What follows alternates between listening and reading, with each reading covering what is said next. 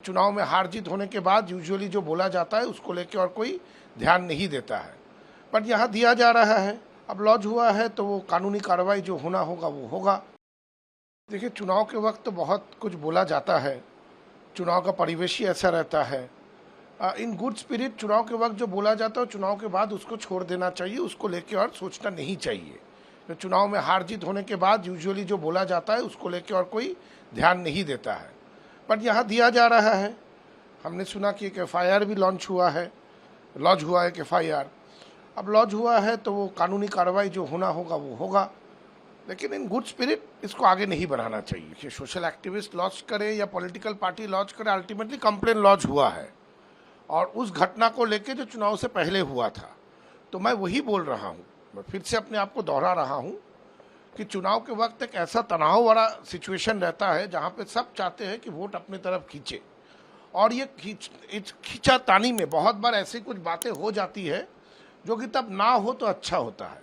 बाद में शायद जो बोलते हैं उसको रियलाइज़ भी होता है कि ये बात नहीं करने से अच्छा होता, लेकिन क्या कीजिएगा, ऐसा माहौल ही ऐसा रहता है चुनाव के वक्त कि बहुत बार आदमी सोच नहीं पाता है कि मैं क्या बोल रहा हूँ और क्या नहीं बोल रहा हूँ। ये बहुत बार होता है।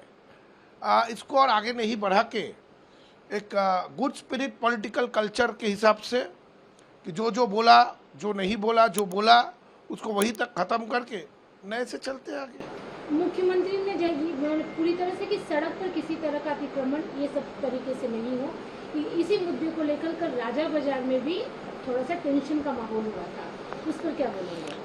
देखिए, ये फ्राइडे वाला नमाज आज से नहीं अरसों से ये लोग पढ़ रहे हैं, और क्योंकि जहाँ ये लोग नमाज पढ़ते मस्जिदों में उतनी जगह नहीं होती है, तब उनको बाहर आके पढ़ना होता है।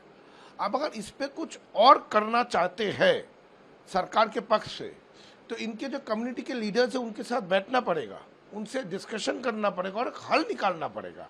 अचानक बोल देना कि रास्ते में नमाज आप नहीं पढ़ सकते हो, तो नमाज पढ़ने की अगर अंदर जगह होती तो ये लोग तो बाहर पढ़ते नहीं, क्योंकि अंदर जगह नहीं है तभी इनको बाहर आना पड़ रहा है। तो इसका मुझे लगता है एक तो सोल्यूशन सबसे बातचीत करके जो सबके हित में हो, ऐसा एक सोल्यूशन निकालना चाहिए। कल मुख्यमंत्री ने एक प्रेस में मोबाइल फोन जो है वो सीज किए गए, बाकी जेलों में भी शायद हो सकता है, इसकी जांच होगी, इस पर क्या बोलेंगे? कि अगर मोबाइल प्रेसिडेंसी जेल या कोई भी जेल में है तो अवैध है, तो वहाँ के जो एडमिनिस्ट्रेशन है उनको इसका खास ध्यान रखना चाहिए, क्योंकि मोबाइल वहाँ क्यों होगा? जो अलाउड नहीं है, जो अवैध है वो अवैध है। अगर इस पर सही तरीके से जांच और रोक लगती है और जांच भी होता है कि क्यों ऐसे हुआ, तो वहाँ के माहौल अच्छा होगा। अच्छी बात है ये कि जहाँ पे जो अवैध चीज़ें हैं वो अगर बंद किया जा सकता है, उसका प्रयास किया जा रहा है। सिर्फ प्रयास नहीं, इसको फिर फाइनली इम्प्लीमेंट भी करना पड़ेगा। अगर ये होता है तो अच्छी बात है। अभया केस जो था अर्जी करवाला, क्योंकि अभी वो जांच के दायरे में है, उसमें CP कोलकाता भी है, इंद्रानी बनर्जी भी है और DC नॉर्थ अभिषेक गुप्ता भी है। देखिए, आरजी कर वाला घटना बहुत ही दुखदायक घटना था। हम सब के आंख में आंसू था, सबके दिल में दुख था जब आरजी कर का घटना घटा है। अभी वहाँ पे जो प्रशासनिक जिम्मेदारी में जो लोग थे वो लोग अपना काम किए हैं। अभी नया सरकार आया है, अगर सरकार को लग रहा है कि नहीं, जो जांच तब होनी चाहिए थी वो जांच उस समय नहीं हो पाया है, तो जाहिर सा बात है कि वो लोग फिर से उसको जांच करने की कोशिश करेंगे। बहुत सारे प्रश्न रह गए थे, सबके मन में रह गए थे।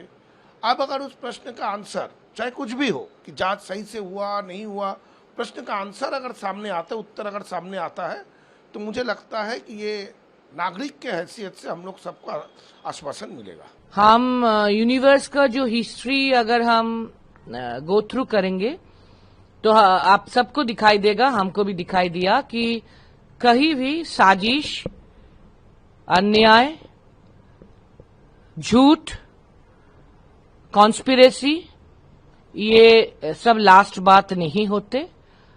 हर वक्त फाइनली लास्ट बात होते हैं जस्टिस, न्याय, सच और पीपल।